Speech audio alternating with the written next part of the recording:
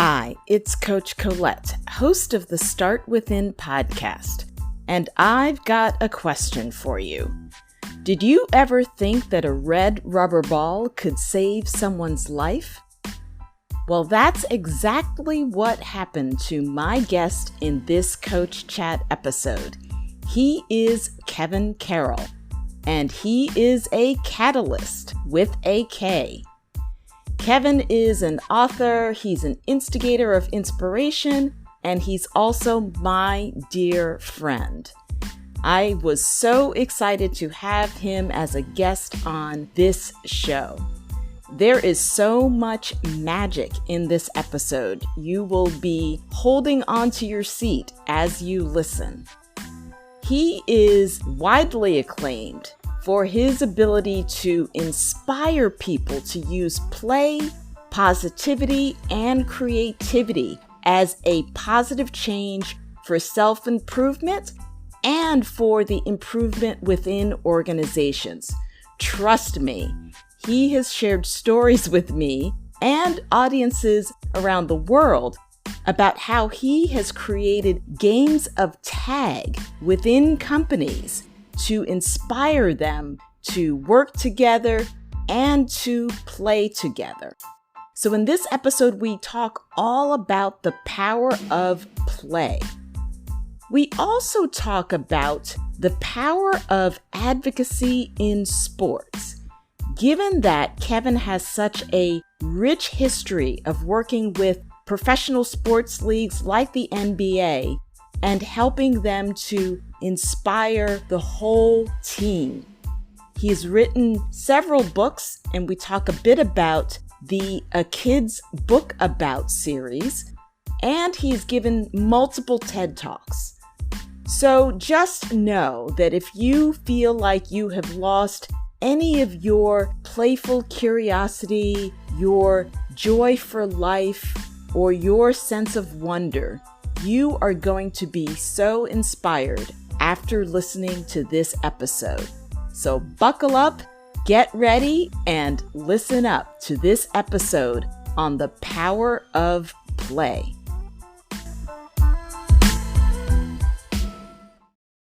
So, you should start early, and you shouldn't end it right at when you're finished either. Exactly. Well, you are seeing an aspect of my home which is not nearly as bunker proof as your office. So I am super jealous right now. I'm thinking, so give me those road dates so I will sneak into your office while you're in the road. I'll bring Sage, your wife will be fine. So it's good. I'll bring Palo Santo. I'll bring crystals. I'll bring essential oils. But that's what's up. Yes. So doing podcast episodes during pandemic. Yep. That's been interesting. So if you see me doing weird things, moving around, wrapping weird things around my microphone, that's because I don't have the production team or the soundproofing. And it's May 5th and the heat is still on. Can I tell you, in my building? Yeah. What? Yeah, we've got this weird, I guess it's in the 50s, and it's like the storm thing that's for like the week. And so I'm like, not the day I'm recording with Kevin. So so if you see anything that looks funny, weird, just roll with it. And where are you at? I'm in Brooklyn. You're still in the city, huh? Have you been in Brooklyn the whole time? Yep. That I've known you? Yes, the whole in the same locale the whole time? No. So I did move, which actually is unfortunate because ironically enough, in my old apartment, I had a bathroom that actually had no windows. And so I often now dream about how I would have been podcasting in my bathroom. Use it out of there. Yeah. Because you could close soundproof. Gets good sound in there. Yeah. So there is that. But I will say I have all of my KC accoutrement. I have my turning the page. Oh, no way. T-shirt. I don't even have one of those. No? Nope. Wow. That's good. Wow. That's good that you got one of those. And of course, I've got your books. That's what's up. See, 8:30. Oh, that's like a keepsake. Because the second book, yes, What's Your Red Rubber Ball, is not in print anymore. They gave me back. Yeah.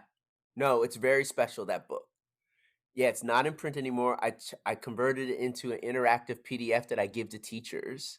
So I've been gifting that to teachers for years now, but they stopped printing it in 2010. What? No, that's only 2 years after we Yeah, got it.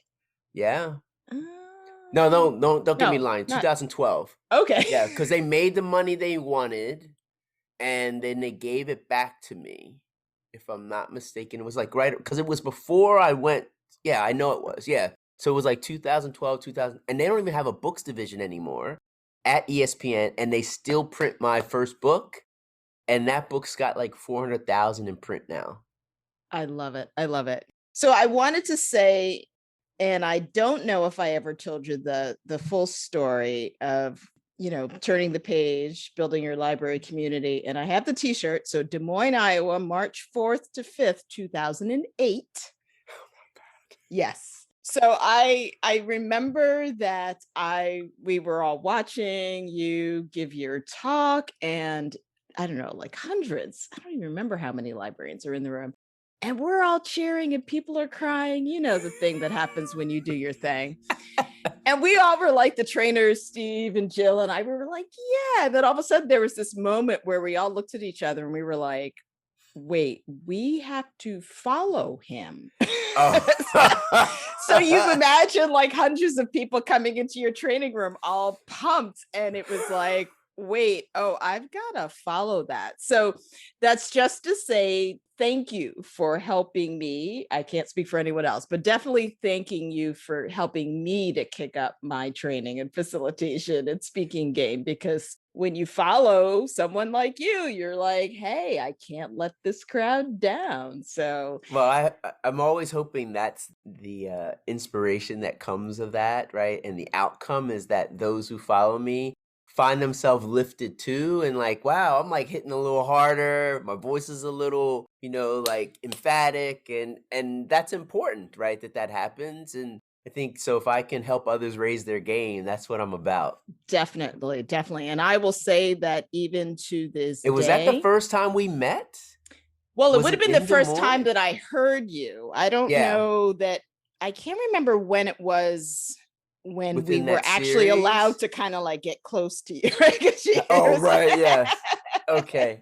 Yeah. Kathleen, that was Kathleen doing that. Kathleen yeah, Chow was doing her thing, right? yes, yes, Yeah, I Kathleen. still stay in touch with her. Her girls are all grown up now, and it's crazy. I Think know. 2008? 2008. I know, if I didn't have the t-shirt. So for listeners that are hearing this story, yes, I am on with my, do we have to tell the 831 story? I don't know. Yes, Like, yes. exactly. Yes, like So yes. yeah, I feel like that was another time hearing you speak. And I don't remember how you mentioned it was your birthday. It must have been I think I actually was presenting on my birthday somewhere.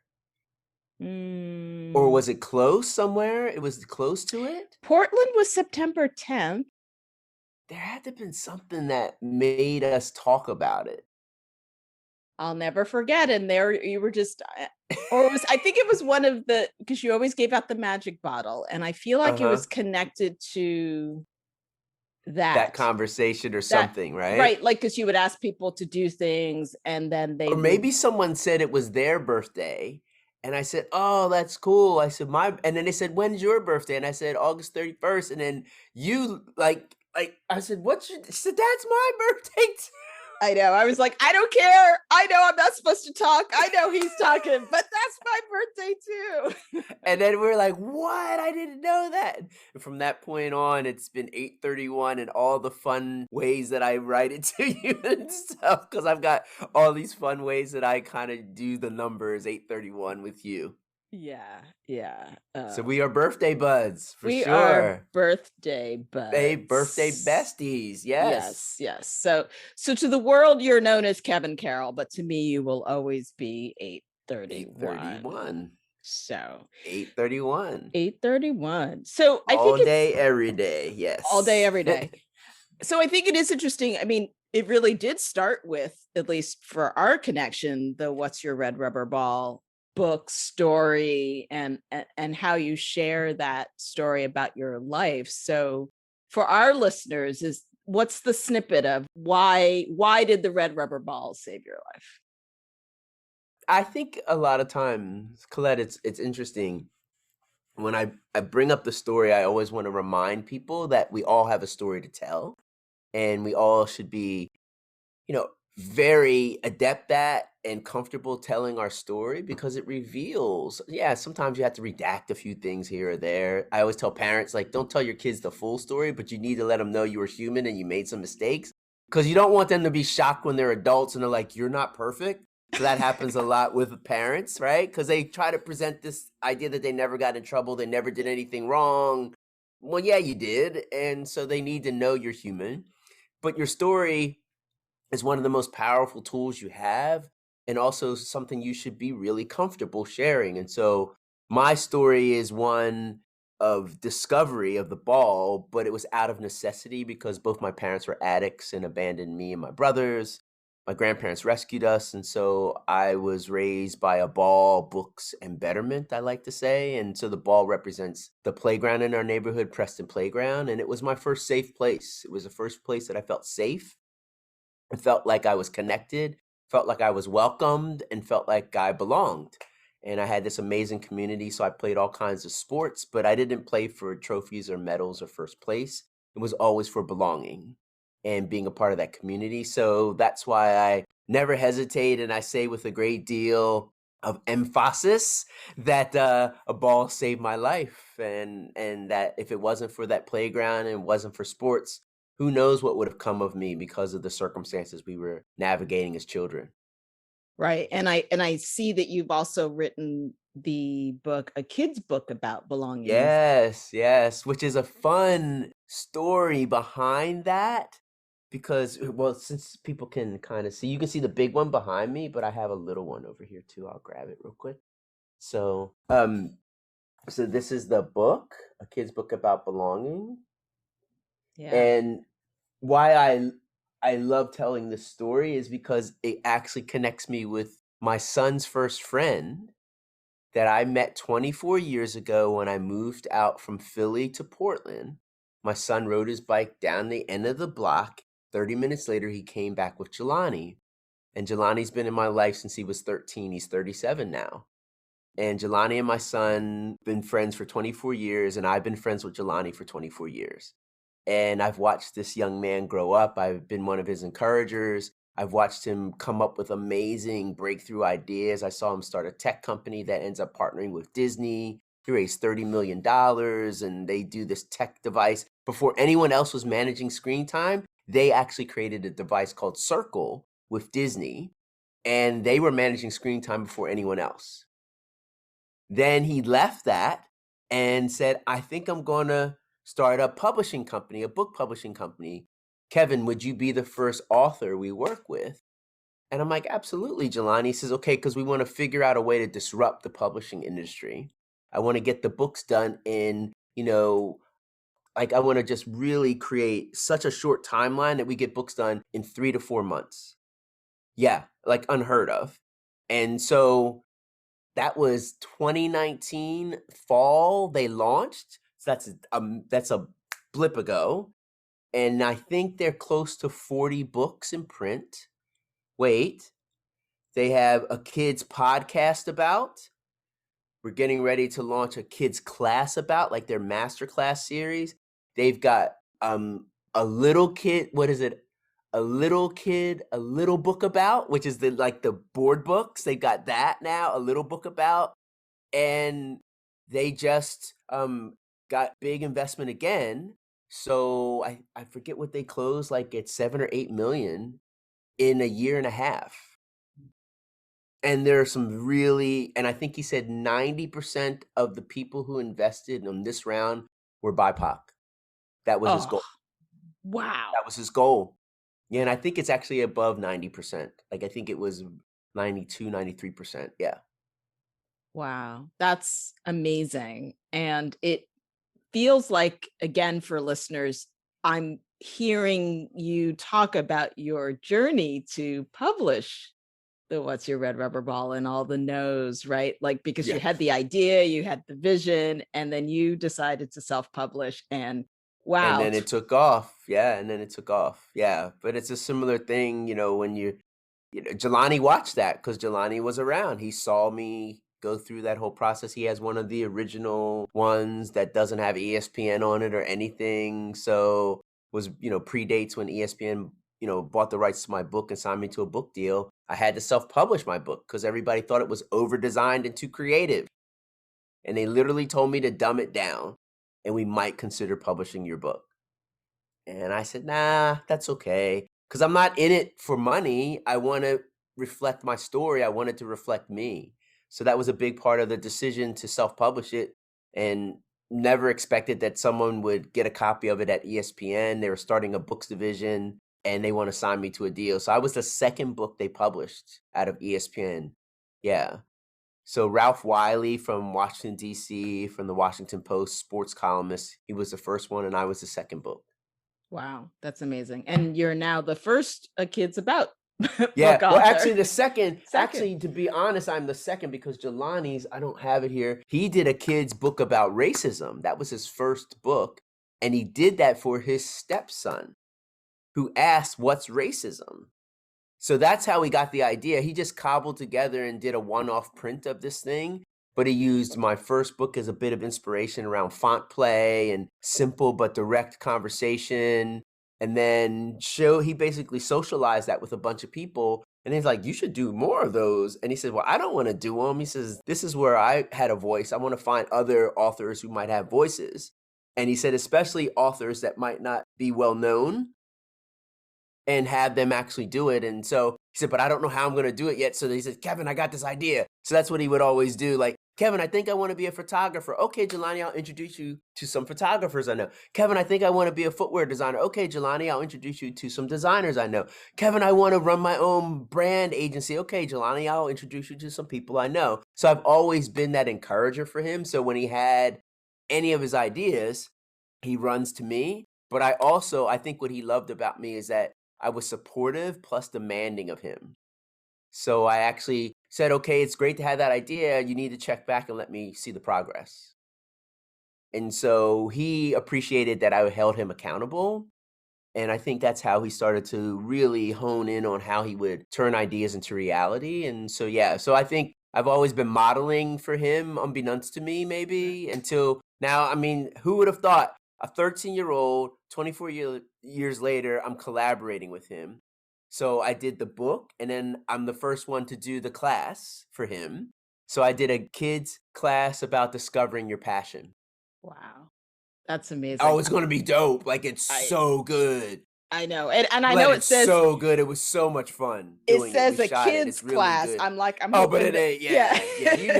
Yes. It's for the kid within us all. That's really what it is. Absolutely. Absolutely. I love that. And I know that in your work, you talk about this reawakening the kidult. Am I pronouncing that Yeah, the kidult. correctly? Yeah, a kid and adult collide, right? The kidult. Yes, so KIDULT, the kidult. Yes. And how is it that we lose the kidult, or what's Uh, the disconnect there? I think the disconnect in how you lose that kidult, if you will, especially in your your your adult years, if you will, is you lose your sense of curiosity. You lose that sense of discovery and wonder. And that's what makes kids so magical, is they've got every day is something new. Every day is an opportunity to discover something. So I've been on a quest to get adults to go back to their kid-like self, hence kidult, and have that sense of curiosity, wonder, discovery, right? And that every day is a tabula rasa. And so you can paint your own masterpiece on it. Got this opportunity every single day. So what will you do with that day? My grandfather would say it's better to be seen than viewed, right? So better to be above it, not below it. So that's a good start. Now, what are you going to do with the day? And so I think if you enter each day with this openness and eagerness, this beginner's mindset, right? This openness and eagerness to learn something, the day will present the opportunity to you. It will. And so it's up to you to take advantage of that. So that's the kidult mindset, right? Is that curiosity, wonder, and discovery and possibilities abound.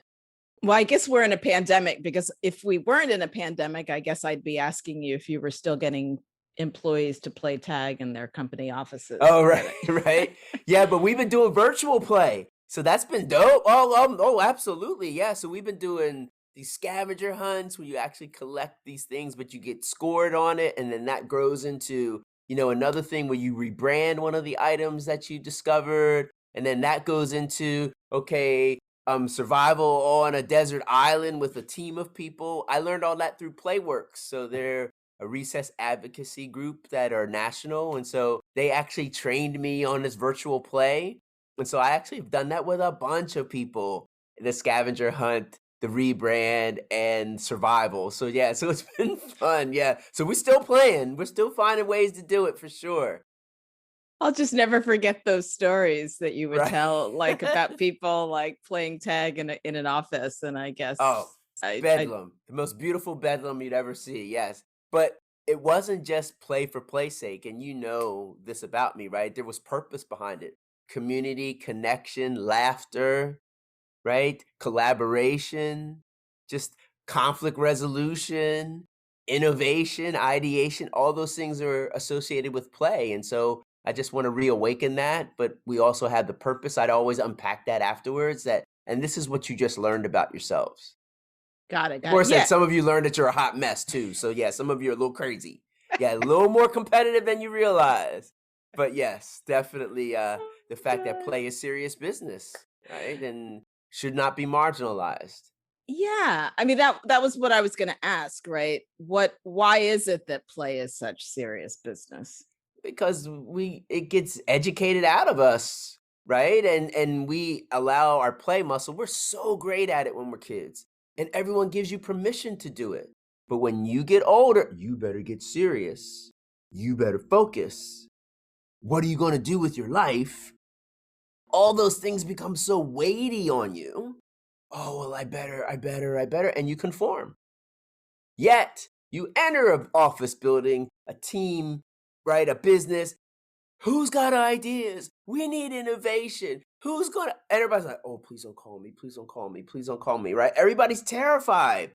And I keep explaining to leaders, just because you say brainstorming session in the invite does not mean that your team is ready to brainstorm because they've not been using the muscle.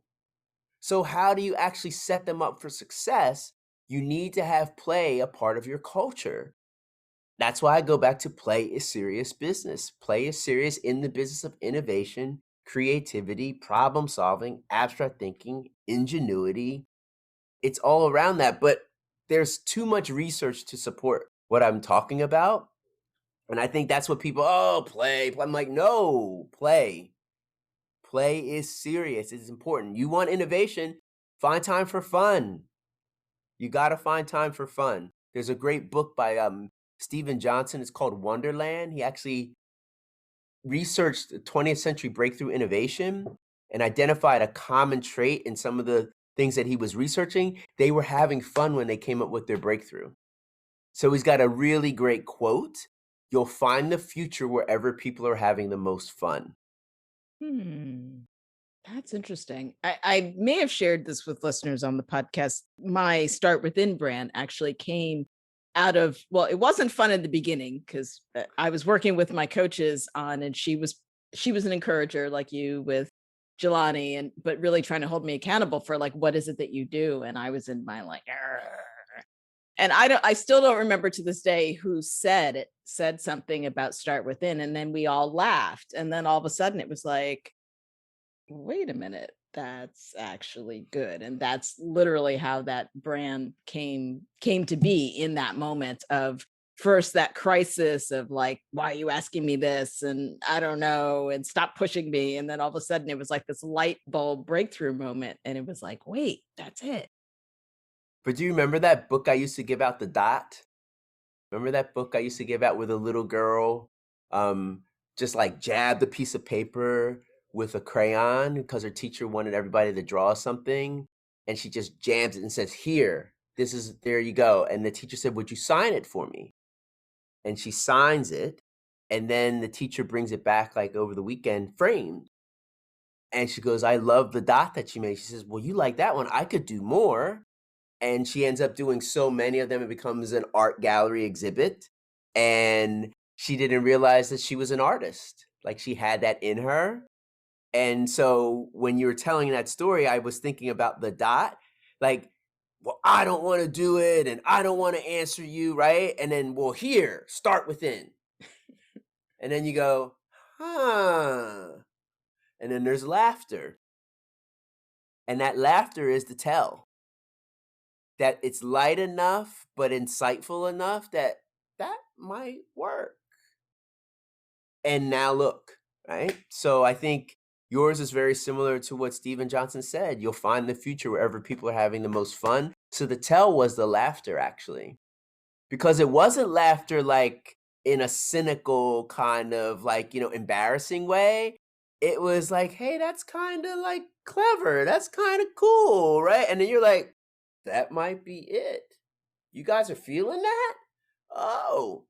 So Yeah. Yeah. And ever since then, I often aim to recreate those moments. It doesn't happen every time, but I do no. take that story with me. And by the way, I'm glad that this was recorded because I'm going to have you tell my brand story now from now on. So thank Yes, you for first one's that. free, 831. You're welcome. You're welcome. You're all good. It's all good. Happy birthday early. Early, right? Yeah. It's like, happy birthday for your life. Like, thanks. Yes, exactly. I'll just point to that. Remember that podcast? You're welcome. Just take that recording audio. Hey, Colette, how did you go with that? Boom. So, remember when you were doing this? It's like, just listen to this. So there you go. Oh my God. And we're laughing. And I think it's interesting because the questions that I want to ask, I know are in some ways heavy, but and that's why I really want to ask you because right, you're saying play is serious. And we're going through a lot of serious ish right now, right? Whether it's the pandemic, whether it's the racial reckoning, all of the stuff that's happening. Is there a role for play in any of this? No, I think there's always time for community and connecting and belonging, and play is at the root of that. And so play may take many shapes and forms, but it is about gathering people together and bringing people together around a common cause or opportunity or goal. And so the goal might be elevating awareness, but people are coming up with ideas, aren't they? They're ideating, they're innovating, they're trying to find ways to make sure that people are hearing their message. That's being playful. It may have this serious tone to it, but they had to ideate, they had to collaborate, they had to partner, they had to communicate, they had to negotiate. Which way are we going to go with this? Conflict resolve things, problem solve. They had to do all the things that are associated to play for any of those things. Think about it. All those amazing marches that you saw, that doesn't just happen. They have to organize and plan all that. That's a group of people coming together with lots of different ideas. How do you get to a point where everybody agrees upon something? There has to be an element of play going on. Problem solving, deciding, because you're starting with ambiguity and then you're going and you're reveling in that ambiguity to come to a solution, and here we go. So those things didn't just already come fully formed, and that's play. Play allows you to be able to tap back into that, to use it as it is needed and required. I think that's what's beautiful about when I was watching all that. I'm like, wow, just think about the process they went through to get to that. How creative they had to be and innovative they had to be and clever they had to be. He said that just doesn't come because you've got a title or you're a leader. No, you have to. You won't attribute it to that, but that's what's being summoned up is, how do I rally people? How do I get people to come together? How do I manage a room like that? All of those things you learned on the playground. You learned those when you were playing. You learned all those things about how to be generous, how to be respectful, how to have empathy. All those things you learned in play. What did they say? Everything I ever needed to know, I learned in kindergarten. Mine is everything I ever needed to know, I learned on the playground. Wow. And it sounds simple when you're saying it, and yet That's why it's the loudest, right? Colette, that's why it's the most profound, because that typically is the most loud things are so like that's right in your face. Start within. Oh, it's right there. It's been there. But we want to, use our intellect and our degrees and our worldliness. And we often look past the thing that actually is the answer. And I've always said, play just provides these simple truths and they're profound. So I just think there's something really powerful about simple and profound truths.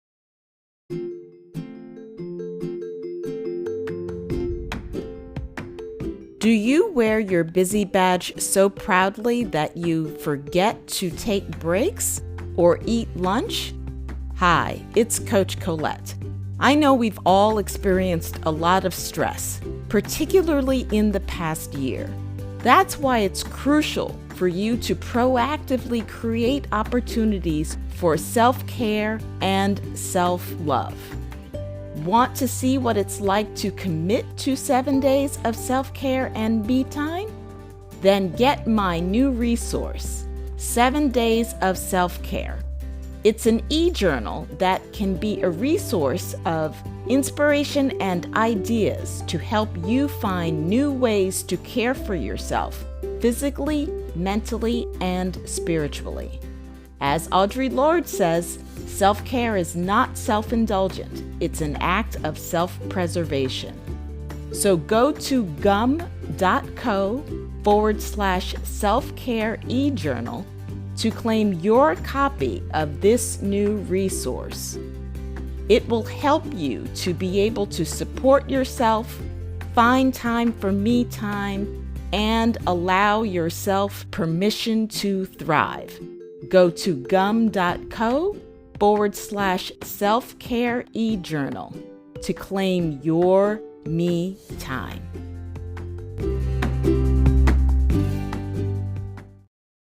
It is interesting when you think about watching kids play, which I know that you do all of the time. It does seem sometimes like differences that we struggle with as adults don't They play out don't as show up. much. Nope, Right? they don't. They don't, right? We all speak ball. Doesn't matter where you go in the world, everybody understands a ball. Everyone does. A gesture, next thing you know, the game on. We've seen conflicts resolved through sport. I've seen it. Truces, peace truces, right? Wars have been shut down and stopped so that a game can happen. I mean, warring factions would stop for the World Cup. I'm not just saying this. These are things you can look them up. Google it. You can see it. It has happened. World sports stars have asked for people to lay their weapons down. Didier Drogba from the Ivory Coast did that when they were warring there because they had won the African Cup of Nations. So I know the power of sport and what it can do, but also how young people, I've never met a child who said, I want to be a drug dealer when they're in first grade. I've never met a child that says they want to be homeless when they're in first grade. I've never met a child that said they want to be an addict when they're in first grade. I've never met one that I want to be in prison. Never. That I want to be a gangbanger. Never. They just have this tabula rasa and the world starts taking it away. But when they're out at play and you want the game to keep going, you negotiate. You do. You collaborate, right? You problem solve. You do. And so many times we've seen warring countries, whatever, but a game brings them together. Nelson Mandela, Springbok jersey. If those of you who aren't familiar with it, Invictus, the movie Invictus. Right. Watch that. You want to see all the things you've been asking about and talking about? Watch that movie, Invictus. I got to listen to Archbishop Tutu tell the Invictus story before the movie came out. Stop. Yes, humble brag. Yes, I did. Yes, and it was amazing to hear him talk about it because he was preaching forgiveness and doing sermons everywhere. And Nelson Mandela said, I think sport can be the way that we can bring people together. And he said, what are you, there's no way. You go do that. I'm going to continue to preach my sermons. And then, so I can channel him a little bit. Had I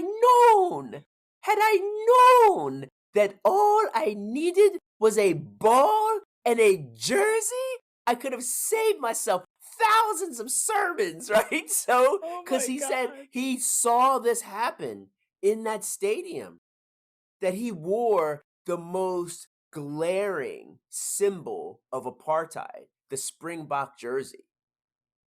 Anyone of color knew what that represented. You are not welcome. On that team, though, there was a man of color on that team that won that World Cup, and he walked out with that on. And Archbishop Tutu said they just start chanting Mandela, Mandela, the entire stadium. And he shakes the hand of the captain of the South African rugby team. And it was a moment that brought the whole community and nation together. So a ball can change the world. A ball can save a life. I know that to be true. So children are always in their natural element when they're playing. We take it away from them as adults. So I think we need to hearken back to that and recognize the power of it and the importance of it, and don't marginalize it. I'm thinking of all of the sports activists. Right. If we think athlete of activists, athlete right? activists. And although it's interesting, right, because we know Kaepernick, right? So I'm with Cap, right? But so many people weren't. And now 2020 looking, or 2021 looking back, I think I said 2020 because I'm thinking of hindsight being 2020, but right, that, so why wasn't that embraced or accepted in the same way? Because the politics. He's got a I told you so moment, right? Like, I mean, and not in a braggart proud way, because it's terrible what's happened. But I've been telling y'all, we could have been out in front of this. No, I'm not going to come out there and you're not going to show pony me now. Nope. I'm going to keep doing what I'm doing. That's what he decided. But all these other people like, oh my gosh, he was right. No ish, right? Are you kidding me? Duh. Yes. So I think that is, such a telling thing. And I think what he created even more so was the foundation for athletes to have the courage now to raise their voice, be damned, right? Doesn't matter. I'm not worrying about it. Sponsors be damned. I'm not worried about it. And guess what? Sponsors couldn't go nowhere because Black Square Tuesday happened, right? Everybody put that black square up, right? And now you can't run from it. And we kept all the receipts. Everybody's screenshotting like crazy, right? And now they're calling them on it. What have you done since Black Square Tuesday? What have you done? And I think that's where the athletes started feeling more emboldened, more courageous. And I've been talking about this more than an athlete movement. It's been amazing to witness. But you have to thank Colin Kaepernick and those who came before him who, chose to sacrifice, the ultimate, my career, Muhammad Ali. I mean, he sacrificed his best years. So I think this is not new. I just think that there's just more. The volume of athletes who are unafraid and unapologetic has been amazing. And they're just going to keep coming because they just inspired the generations behind them. Whoa, these kids are no joke. Yeah. They are no joke. But Gen Z, A, B, I, what number you will put on, them kids, them young ones, they are formidable. They are amazing. I'm making friends with as many of them as possible because they are about it. Yes, definitely. Wow. So amazing. And I think generations, right? Everything is so generational. And I don't know, I guess each generation has to learn its own lessons, and yet we keep repeating some of the same mistakes, I feel like. And that's life. It's going to happen, right? But I think we need to be paying attention to and keeping score with micro wins, little wins. and we need to be doing that. I think it's really important. So you can't be just looking for this panacea. There's not going to be something that's going to cure all of it. But can we actually start to keep score of the little wins, the micro wins? And I think we're tallying a lot of them now. And that should make you hopeful. And that's all we should be asking for, is just to remain hopeful. And so we get little wins, little wins, little wins. You just keep stacking those, keep stacking those. And it may not be my generation, but maybe we're setting it up for the next one. It might not be theirs, but we just can't stop, right? You got to keep going. And I think that's the key, right? But keep score. Yeah, they're little wins, but keep score, keep tallying those, and let's keep getting them. Hmm. Is that something that you still do in terms of how you keep yourself motivated and grounded through all of your work?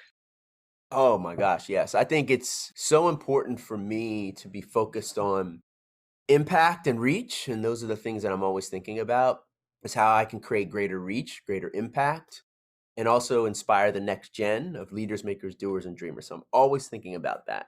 And so how I'm throwing the rope back over, how I'm bringing people up with, how I'm modeling for them as much as possible, it's really critical to me. And so trying to raise my voice on behalf of, be consistent with my messages, and keep showing up. Like, keep showing up. I'm just trying to keep showing up and be consistent. So they're like, yo, dude, you are on your bully pulpit. Yes, Rev Kev showing up all the time, all day, every day. Yes, I am on my bully pulpit. Absolutely. I'm preaching the sermon, right? I'm sharing the good word, right? That it can get better. We all got to do our part.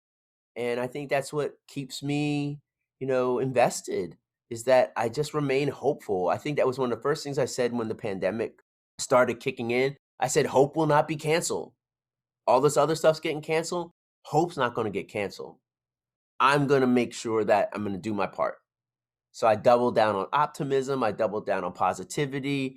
I took a whole series of courses through Coursera and University of Penn, got a positive psychology specialization, took 5 courses over 20 weeks. So I was in it.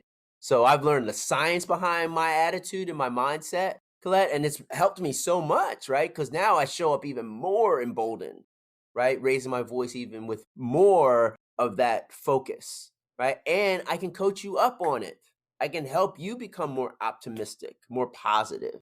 But it's not just, because it's exclusive to me. No, anyone can tap into that. And that's what I wanted, was the science behind it. And so was really, I just loved going through that. And it was just something I decided really early. Like, I'm going to show up this way. I'm going to be this way. I think I started that course the end of March. So, and everything happened that first week of March, and I was in it. I'm like, I don't know how long this is going to be, but I'm going for it. Little did I know, right?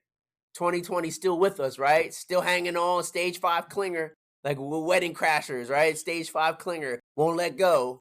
And I'm just so glad that I invested time and energy into that mindset.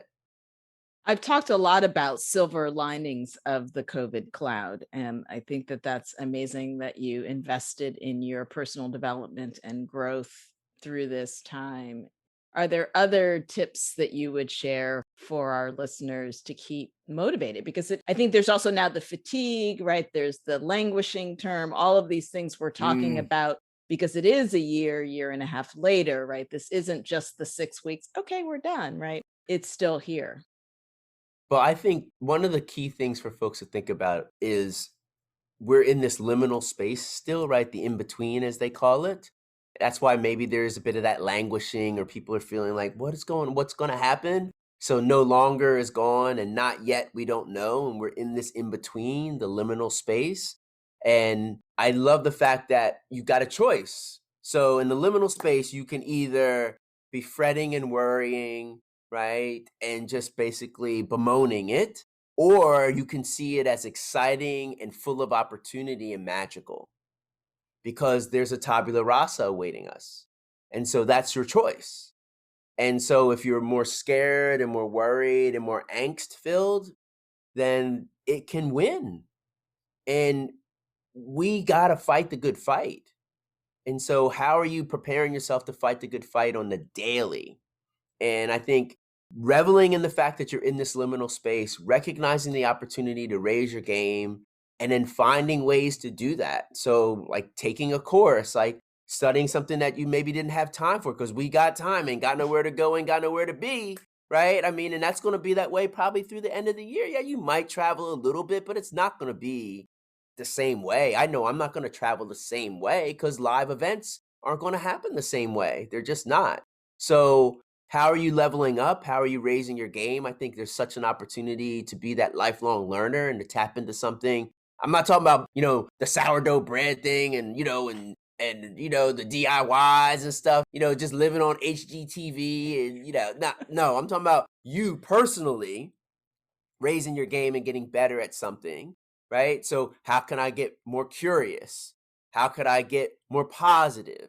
How could I actually get better at my craft, whatever it is that I do, my work, right? And so you can take time to do that. I think your energy, how do you get better at your energy so that you show up and taking good care of you? So what is that, your sleep hygiene? What is your movement protocols and treatment, right? What does rest and recovery look like for you, right? I think it's so critical because one of the things we know, people have not been sleeping very well, which just has these crazy ramifications. My background's in sport performance, right? And health, and just crazy ramifications of having poor sleep over time and just piling poor sleep, poor sleep, poor sleep. Yeah, that's why you're languishing. Yeah, that's why you feel terrible. Yeah, that's why I'm lackadaisical. So what's sleep hygiene look like for you and how are you getting better at that? And, one of the things we learned in the course, positive psychology, and this, Colette, is what went well, like journaling that, but they unlock something really clever I hadn't thought about. You actually do what went well and why before you go to bed, Hmm. because that's what's on your mind when you lay down versus worry, concern, anger, angst. What three things that went well and why? So that it literally shows the action you took to manifest that. So when you lay your head down, that's what's on your mind.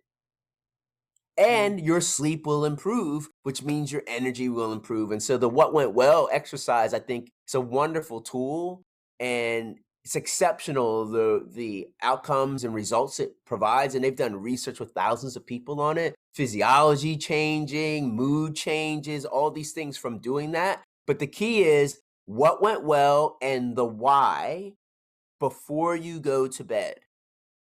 Don't let anything else be on your mind before you lay down. That's the last thing that you think about. And it makes sense, right? I mean, Right. that's what you lay down with. Yeah, those other thoughts might try to creep in, but they got some competition now. Right. Right. As opposed to the usual negative Oh, the spiral, loop, which the is loop, the loop, the the loop. Yes, right? And then you're tossing and turning and having fitful sleep. And so I think, energy has always been cool. How you're fueling yourself, what's your nutrition look like? Those kinds of things are important, how you're fueling, your possibilities. So yeah, I think all those things matter. And so that mindset, your energy, your nutrition, your sleep, all those things I think really do help create these unlocks or cheat codes for you to deal with difficult. And I think that we all have the capacity to do more than we realize and to manage more than we realize. Because, well, there's a saying, right? You're only given what you can handle, but don't do it alone. Have your mm, tribe, have your folks that got you, right? And that you can be fully you, right? I think that's so important. Who are your people and that are unconditional, right? And are there for you, good, bad, or whatever, that you can say, yo, I'm not feeling it today. Well, how do we help? Right? Those people who let you not be okay and it's okay. right. That's the group you want to find, right? And I think that's a critical piece to all this, that it's not a solo endeavor managing a difficult time. You got to find your tribe and you got to make sure that they're about it. And we all discovered some folks who showed who they are during this. Well, well, well. You good when it's good, but you not so good when things go awry or sideways. tried to help you and you just kept spiraling. And I can do bad all by myself. Yeah. So find those good people, find those people who feed you and fuel you, right? But also they got you, but they also challenge you too. I think it's important. Supportive plus demanding works for adults too.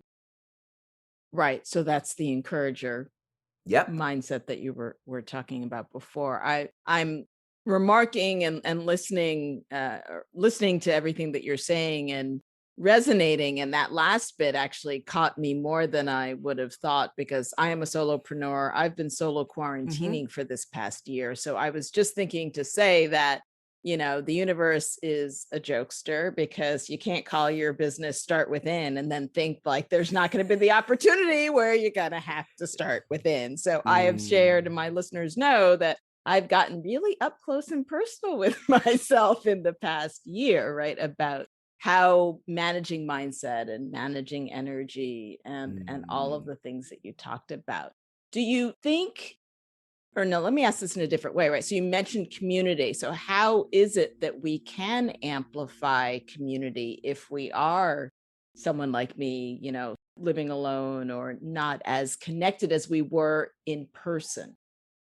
But I think we've all so solopreneur. It's funny, I just did this event called SoloCon, right?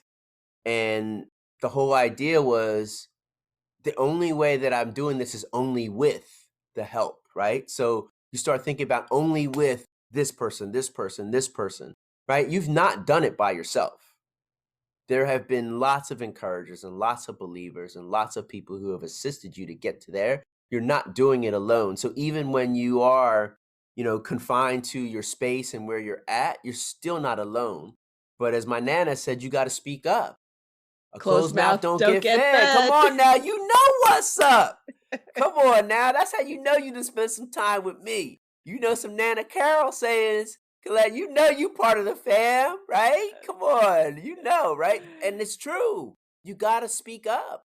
You gotta let people know. And a lot of people retreated and then they just got way down in that rabbit hole and it was really hard to climb out. And with good reason. This was really challenging and continues to be really challenging. And you discovered a lot about yourself. But I was really impressed with how much more neighborly people got in my area here, like really neighborly, checking on each other, making sure people were good, dropping things off, just knocking on the door, stepping back with your mask on. Y'all good?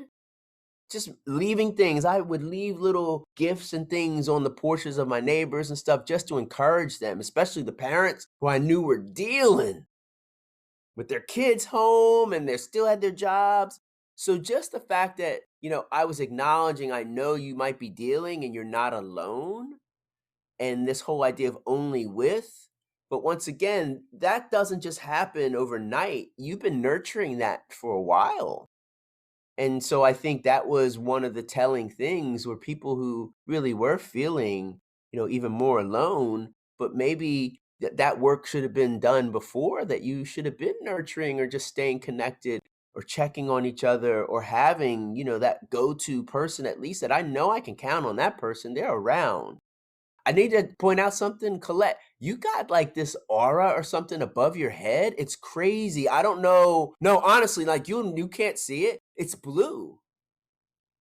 It's really crazy. I don't know what kind of light is hitting above you, but literally it just started happening. I was like, what's she doing? She emanating something on there? What's going on? I don't know if it's from your lights or whatever, but yeah, no, there was this blue light above you.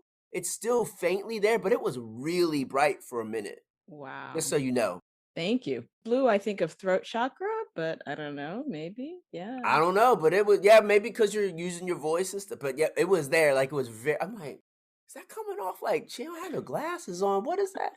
Yeah, now it's gone, but it was there. I'm like, I said, I better make sure I bring this up just to let her know. And see the energy thing, right? It's like it would have, right? It's like, and then we notice there's that thing of, That's right, what it like the happens. Yep. things, but then it's almost like dancing with energy, right? Like Yes. how is it that we flow with It's energy? elusive. Yeah, it can be elusive, but it's always around us. and sometimes you can see, like, maybe not easily explain because it's not, I don't see it now. That's why I was like, because I thought it was like either it's a reflection or something, like, what is that? And now I'm like, oh, it's like, I said, I better let her know that she was giving that off. So yeah, so that obviously for your listeners and your viewers, they should know, like, that lets you know we simpatico, right? That, yes, like 831 energy, that's what was happening. That's what's happening. That's what's happening. So we have joked about my brand, which only I can joke with you about. So, but what I do ask my guests is, what does start within mean to you?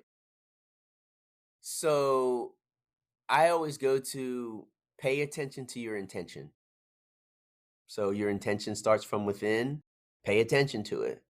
And so I think the more that you pay attention to your intentions, you'll show up consistently the same way. People will know who you are. They'll know if you got good or bad intentions.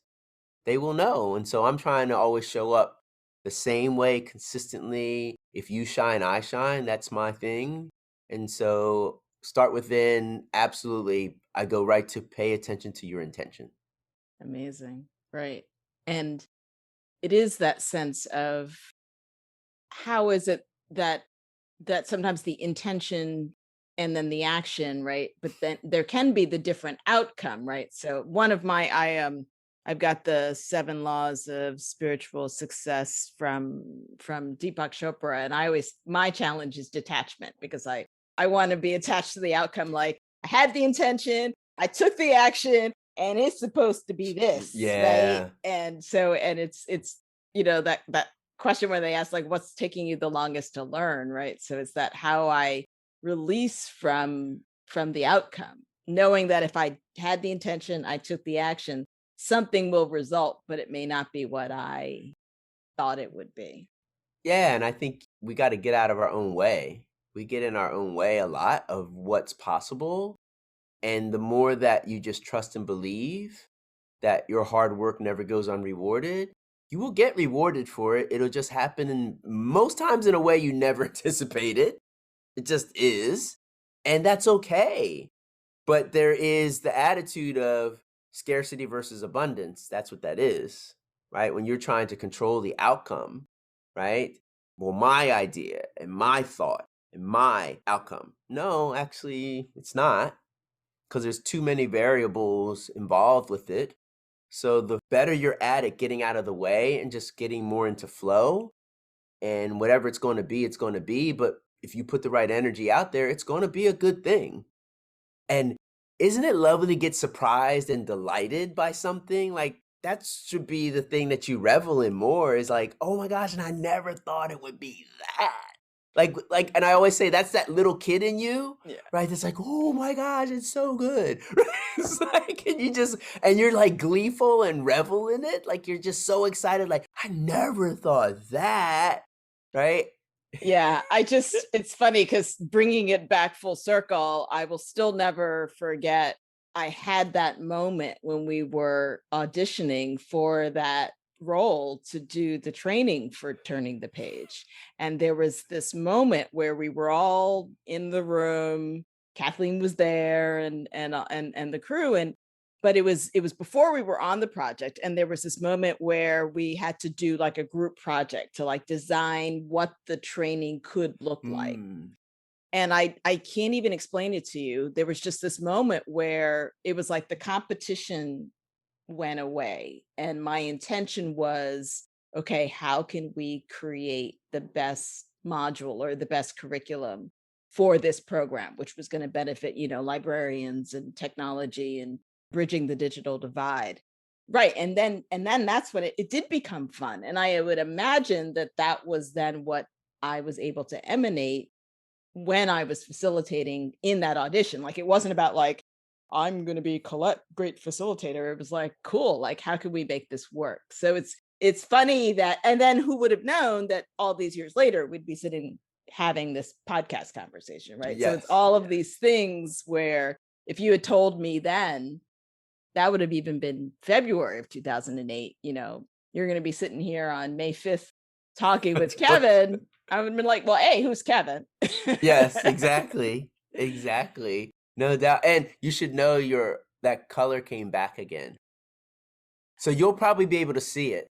Oh my God, you know what? I know what it is. The What is sun it? is coming through my window. Shut up, and it's And hitting you right above? no. And guess what is sitting in the window? No way, it's not the bottle. It's the blue Is it magic. really? It's the blue magic bottle. You can't make this Can't stuff make this up. up. That's, like, too good. Swear.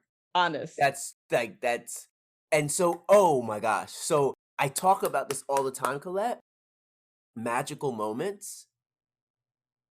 And if you're present, you see them. I could have not brought that up at all, right? And we could have just been powering through this conversation. And it came back again. So the sun must have got a cloud and it came back again. And then you finally went, what could that be? And you turn, oh, that's so, and it's so appropriate with you and I. It really is. You got magic beaming on you, girl. Magic beaming on you. That's what's up. I love it. That is I'm so like, good. mic drop. Right? Because now everyone's going to be like, I need to see that.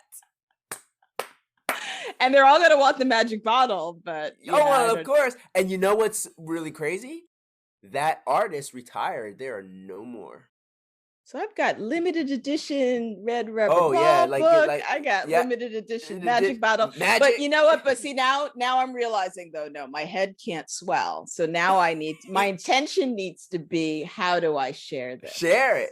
Well, you are sharing it because it's going to be visible. It's really cool. Like, wait till you see the video. It's going to make you smile. It's really cool how it's like literally like divine afflatus is hitting you right there. Like it's hitting you. It's really cool. Yeah, that's now like I'm like so thrilled like that I got the explanation, because the rest of the day I'd been like, what was that? I don't know. That's crazy. What is she doing? It's like, what sorcery is this? I do have a magic wand, but that's not it. Yeah. No, but that's so good. You can't make that stuff up. Yeah, I don't know. I'm like, that must be it, right? I think that is. I think that is. I think that's a good way right there. Awesome. How can our listeners learn more about you and the awesome magic and play that you are bringing into the world? Oh, it's always easy. All my handles are the same. So on social at KC Catalyst with the K. So KCKATALYST at me. Yes, just at me. That's all. And you got me. Yeah. So it's easy to find me that way. Awesome. Yes, we'll never forget Catalyst with a K. That's right. Yes, that's exactly it. And I just thrilled to be reconnected. We've never lost contact or connection, which has been beautiful. And we always say happy birthday to each other. Think about how many years we've been doing that. Like since we met, right? And since we made that discovery. We were young, right? Exactly. When we were young. Yes, when we were young. Yeah, youngins. When we was youngins back in the day, right? We go way back. Not quite Similac, but yeah, we go way back. Yes. So, but I just appreciate you and what you stand for and continue to stand for, and how you're encouraging people to do that work. Right. And to start within, but even more so what you rep. And so I'm thrilled to call you birthday bestie. That's for sure. Aw, thank you. Right back at you. So yeah. And this is, it's funny when I think about it, I've had this vision of having you on, right? But then it was closed mouth, don't get fed. Like I can't like, mind read you into being like, be on the show. I gotta ask. You gotta ask. And looky, see? And I think that's also one of the beauties of the pandemic. It made everybody pause and slow down, and people became more available. And I just love that part about it too. Like a lot of the folks that I've reconnected with that I hadn't talked to in years. And it's just been wonderful. And people who have discovered me who hadn't talked to me for years. So it's been really wonderful. So I've always said, and will continue to say, there's power in the pause. So take time to pause. Right? Whether it be pandemic or just you, and just give yourself time to be still. And you know that deal, right? That 5 minutes can do wonders if you're still for 5 minutes. 300 seconds, that's all that is. But wait, you used to start with the program with the 86,000. 1,400 seconds in a day. So I'm only asking for 300 of those. Just be still, right? That's how you can do your start within moment, right? Just be still, right? And pause. There's power in that. Mm. All right. I think I may have to stop because otherwise it's going to be, be like, and in the second hour episode of Start Within with Casey Catalyst and Colette. Yes, listeners, it's happening. Yes. You thought Super Soul Sunday was dope? This is doper than dope. Don't even. Don't even. Have me following you on the road. Like, I got to get another episode. It's so silly. Don't mind me. I'm just going to hold this microphone right It's like if we do another one. Yes, exactly. You're so silly. All right, dear. God. All right. I appreciate you. I love you. Thank you so much. Oh, wait. Absolutely. And I'm like, and my mouse is giving up. Everybody's like, we're done. And we're like, I can't even stop the recording.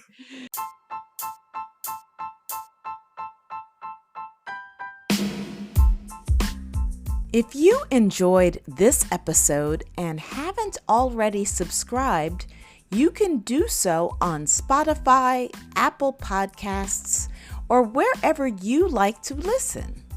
You also can connect with me on Instagram at Coach_Colette for more inspiration on personal growth and wellness. Stay tuned for another episode of Coach Chat and get ready to start within to finish strong.